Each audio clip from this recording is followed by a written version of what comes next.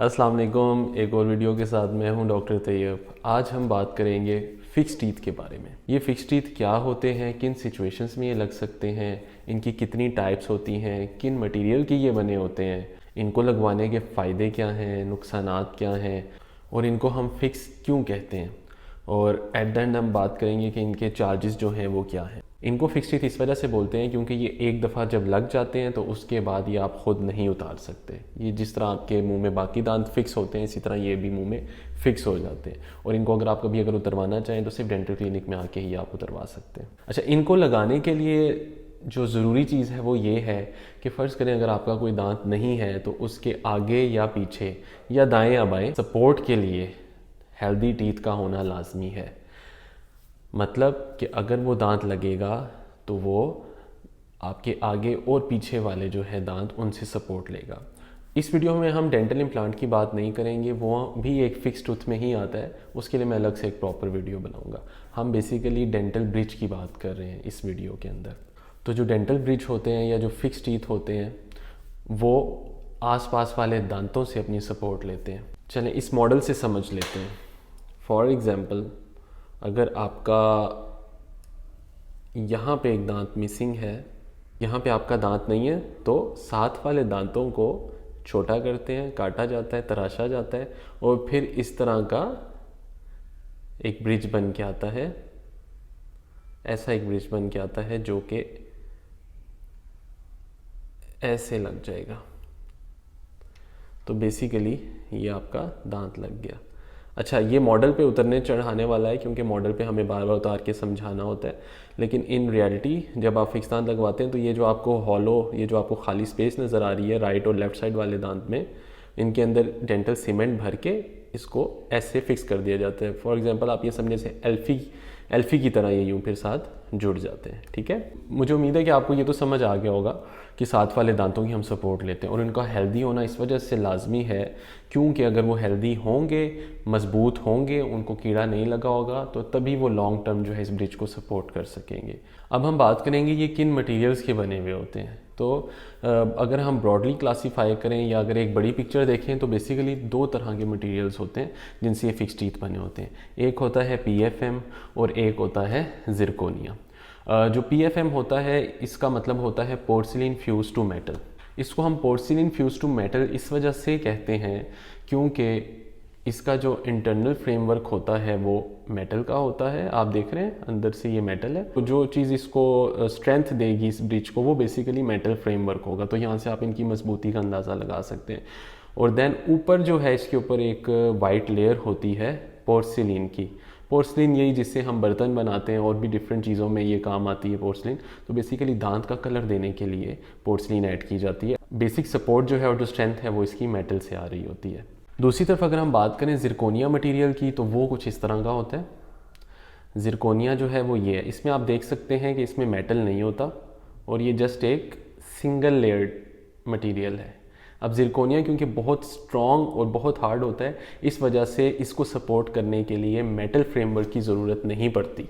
लेकिन PFM में जो पोर्सिलिन फ्यूज टू मेटल है, क्योंकि पोर्सिलिन सिर्फ अकेली लेयर जो है वो इतनी स्ट्रॉन्ग नहीं होती और बाइट करने से वो टूट सकती है, चिप ऑफ हो सकती है, तो उसके लिए हमें मेटल का सहारा लेना पड़ता है।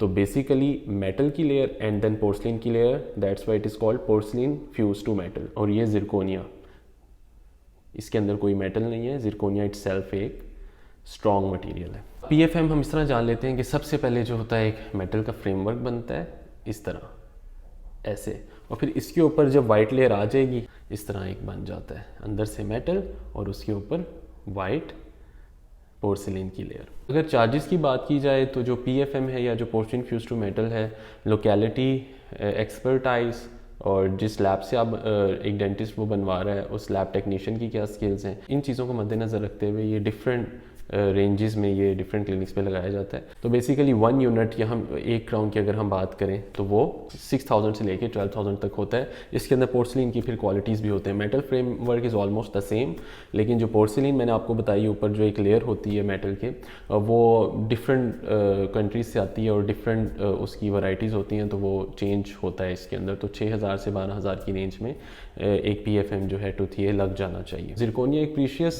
सब्सटेंस में आ जाता है, थोड़ा सा ये ओवरऑल मटेरियल ही महंगा होता है, तो ये 20,000 से लेके 30,000 तक आप अपने जहन में रखें कि ये एक जो है क्राउन ये बन के आता है। अच्छा, एक चीज़ अब समझने वाली है, मैंने आपको जो प्राइस बताई है वो 1 यूनिट की है, तो 1 यूनिट ये है 3 यूनिट।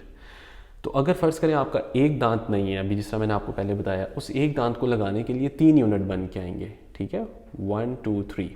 तो ये जो 3 यूनिट जब बन के आएंगे एक दांत को लगाने के लिए, तो बेसिकली फिर आपको 3 दांतों की प्राइस जो है वो पे करनी पड़ेगी। फॉर एग्जांपल ये 1 यूनिट अगर 6,000 का है, तो एक दांत आपका 6,000 में नहीं लगेगा, 6 3 18,000 का लगेगा, क्योंकि एक दांत को लगाने के लिए 3 दांत बन के आ रहे हैं। उम्मीद है आपको ये बात भी समझ आ गई होगी। अब आप मुझे ये बताएंगे कि अगर 2 दांत मिसिंग हैं और आसपास हेल्दी टीथ हैं, तो एटलीस्ट कितने दांत बन के आएंगे जुड़े हुए, या कितने यूनिट ब्रिज होगा, यह आपने मुझे नीचे कमेंट सेक्शन में बताना है। अब मैं आपको बताऊंगा कि पीएफएम और जिरकोनिया में कौन सा बेहतर है किन सिचुएशंस में। तो अगर तो आप अपने बैक टीथ लगवाना चाह रहे हैं या पिछले दांत लगवाना चाह रहे हैं, तो वहाँ पे आप पीएफएम लगवा लें, चलेगा, बेहतर है।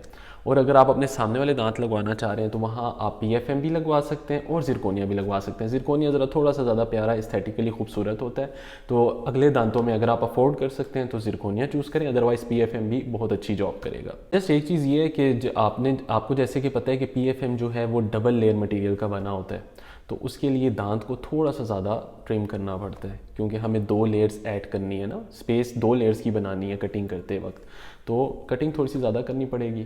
और जो जिरकोनिया है, क्योंकि वो सिंगल लेयर होता है, उसमें मेटल यूज़ नहीं होता, तो उसमें हम दांत की थोड़ी सी कटिंग हम कम भी कर सकते हैं जिरकोनिया की जगह बनाने के लिए। तो जो डेंटल ब्रिज होते हैं जो साथ वाले दांतों की सपोर्ट लेते हैं, उसका एक ही जो नुकसान है वो ये है कि हमें साथ वाले हेल्दी टीथ को भी, इनका उस मिसिंग टूथ से कुछ लेना देना नहीं है, हमें उन दांतों को भी कट करना पड़ता है या ट्रिम करना पड़ता है। तो ज़ाहिर बात है उनका जो ऊपर की हम लेयर है वो उतार रहे हैं जानते बूझते, लेकिन और कोई चारा भी नहीं है। हम सपोर्ट या हम दांत से ले सकते हैं या हम हड्डी से ले सकते हैं।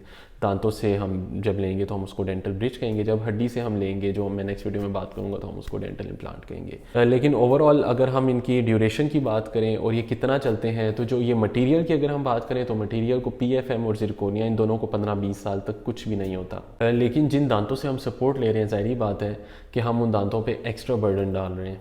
अगर हम एक दांत लगा रहे हैं तो हमने साथ वाले 2 दांतों से सपोर्ट ली है, तो वो जो दांत जो पहले अपना बर्डन उठाए थे, अब वो उस दांत का भी बर्डन उठा रहे हैं। आहिस्ता आहिस्ता 10-15 साल बाद वो दांत कमज़ोर होना शुरू हो जाते हैं। लेकिन अगर अच्छे से प्लान करके लगाया जाए, कुछ केसेस में जहाँ पे सपोर्ट्स हम ज़्यादा भी ले सकते हैं साथ वाले दांतों की, वो ली जाएँ, तो मैंने खुद भी ये ऑब्जर्व किया है डिफरेंट पेशेंट्स में कि 20-20, 25-25 साल से उनके माउथ में ब्रिज लगे हुए हैं and they are good. Last में हम बात करेंगे क्या ये उतर तो नहीं जाता। तो ये जो पीएफएम ब्रिज है या जिरकोनिया ब्रिज है, ये डी सीमेंट हो जाते हैं, लेकिन इतनी जल्दी नहीं होते। अगर अच्छे से लगे हों तो 10-12 साल बाद अगर डी सीमेंट हो भी जाए तो ये ज़ाया नहीं होता। या आप डेंटल क्लिनिक में जाते हैं, 5 मिनट का प्रोसीजर होता है और वापस वही री सीमेंट हो जाता है उन दांतों के ऊपर। उम्मीद है आपको ये वीडियो पसंद आई होगी और बहुत कुछ जानने को मिला होगा। स्टिल अगर आपके जहन में कोई क्वेश्चन है तो आप ज़रूर नीचे कमेंट सेक्शन में मुझसे पूछ सकते हैं। नेक्स्ट वीडियो तक के लिए डॉक्टर तैयब फराज को इजाज़त दें फ्रॉम तैयब डेंटल क्लिनिक। अपना ख्याल रखिएगा। अल्लाह हाफिज़।